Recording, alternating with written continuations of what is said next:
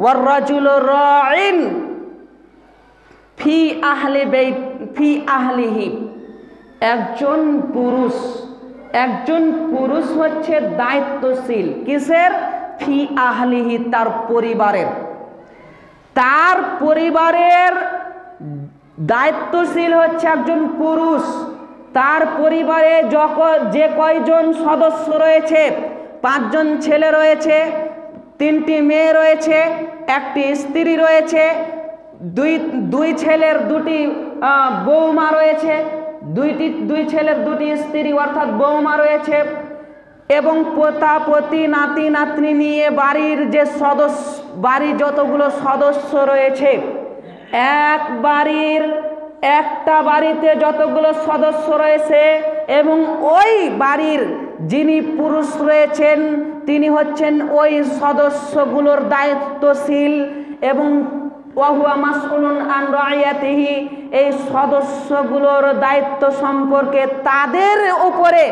তাদের জন্য এই পুরুষকে যে দায়িত্ব দেওয়া হয়েছে, এই পুরুষগুলো তাদের পরিবারের সদস্যের ব্যাপারে কোনো দায়িত্ব পালন করেছে কিনা, কিভাবে পালন করেছে, এ সম্পর্কে কিয়ামত দিবসে তাদেরকে জিজ্ঞাসা করা হবে। প্রত্যেক পুরুষ আজকের বর্তমানে দাঁড়িয়ে এই হাদিসকে সামনে রেখে কোনো পুরুষ কিয়ামত দিবসে দাঁড়িয়ে টিকে থাকতে পারবে না যদি এই হাদিস সামনে থাকে। কারণ আজকে একজন পুরুষের দায়িত্বে নিজ পরিবার রয়েছে, নিজের পরিবারে তার স্ত্রী, তার মেয়ে, তার সন্তানেরা বেনামাজি হয়ে আছে, কিন্তু তার ব্যাপারে কোনো ভ্রুক্ষেপ নেই। এখনই আমি উমরাপুর থেকে আসছিলাম, কিছুক্ষণ হলো রাস্তায় সাইকেল চালিয়ে ওই পাড়াতে, আপনাদের মানে ভেলিয়ানের ওই পাড়াতে সাইকেল চালিয়ে মাঠ থেকে এলো, এসে ছেলেটা খেলছিল, একবারে গালি দিতে দিতে একবারে শালার বেটা, শালা কি করছিস সেখানে, স্কুলের টাইম হয়ে গেছে, থাম তোর মাজা ভেঙে দিচ্ছি, লাঠি নিয়ে একবার দিল তারও। তাহলে স্কুল যাওয়ার জন্য এরকম পদক্ষেপ নেই, কিন্তু ওই ছেলেটাই ওর মতো আরো 5টি ওর সন্তান রয়েছে যাদের বয়স 15 বছর, 16 বছর, 17 বছর, 25 বছর, 26 বছর, 50 বছরের ছেলে রয়েছে, তাকে কোনো দিনেও নামাজের কথা বলেনি।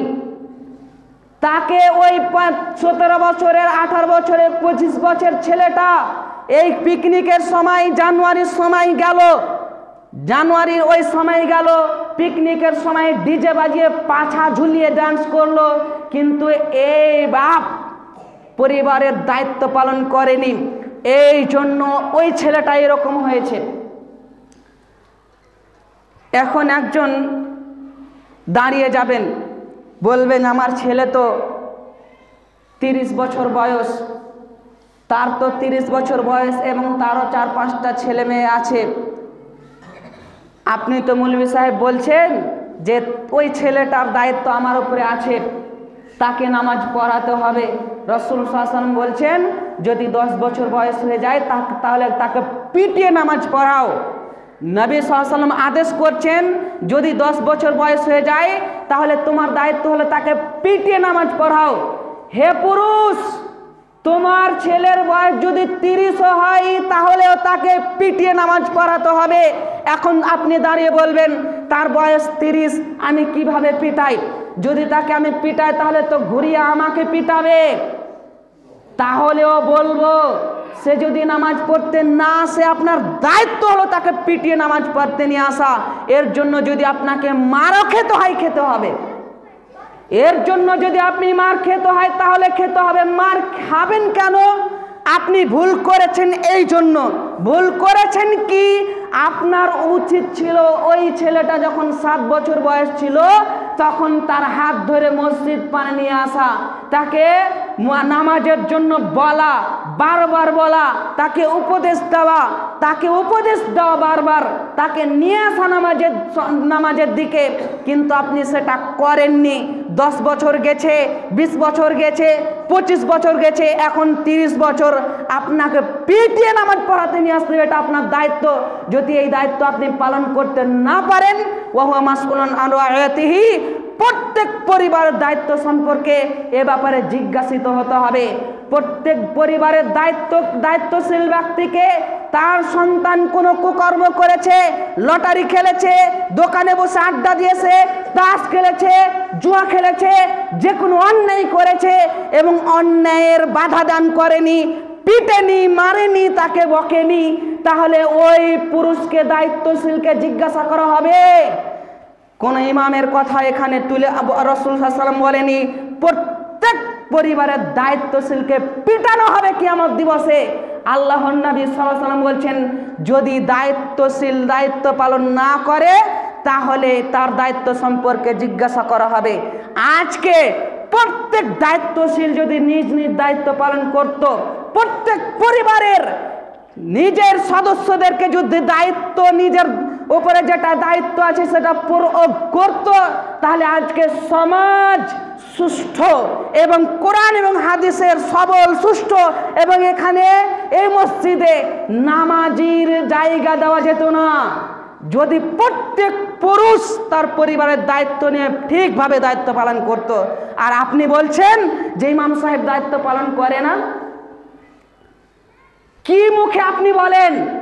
আপনি তো দায়িত্ব নিয়ে বসে আছেন, আপনার 5টি সন্তান, তাদেরকে আপনি ঠিক করতে পারছেন না, আর আপনি এখানে ইমামকে দেখছেন মানে? অতএব প্রত্যেকের দায়িত্ব সম্পর্কে জিজ্ঞাসা করা হবে। যেমন আমাকে আমার দায়িত্ব সম্পর্কে জিজ্ঞাসা করা হবে, আপনাকে আপনার দায়িত্ব সম্পর্কে জিজ্ঞাসা করা হবে। রাসূল সাল্লাল্লাহু আলাইহি ওয়াসাল্লাম বলছেন, আলা, সাবধান হয়ে যাও সাহাবাগণ, হে আমাদের উম্মতেরা সাবধান হয়ে যাও। কুল্লুকুম রাইন, তোমরা প্রত্যেকেই দায়িত্বশীল। ওয়া কুল্লুকুম মাসউলুন আন রাইয়াতিহি, তোমরা সাবধান হয়ে যাও। তুমি যখন মারা যাবে, মরে যাওয়ার পরে তোমাকে যখন বিচারের ময়দানে উঠানো হবে, তোমাকে প্রত্যেক দায়িত্ব সম্পর্কে পুঙ্খানুপুঙ্খভাবে জিজ্ঞাসা করা হবে, তুমি পালন করেছিলে কিনা, তাহলে আপনি কোথায় যাবেন? অতএব দায়িত্ব আমরা সকলেই নিয়ে আছি। সবাই যদি নিজ দায়িত্ব পালন করি তাহলে সমাজ একেবারে সোজা সবল হয়ে যাবে, সমাজের মানুষ ঠিক হয়ে যাবে। অতএব প্রত্যেকেই নিজ নিজ দায়িত্ব দিকে আমাদেরকে দেখতে হবে।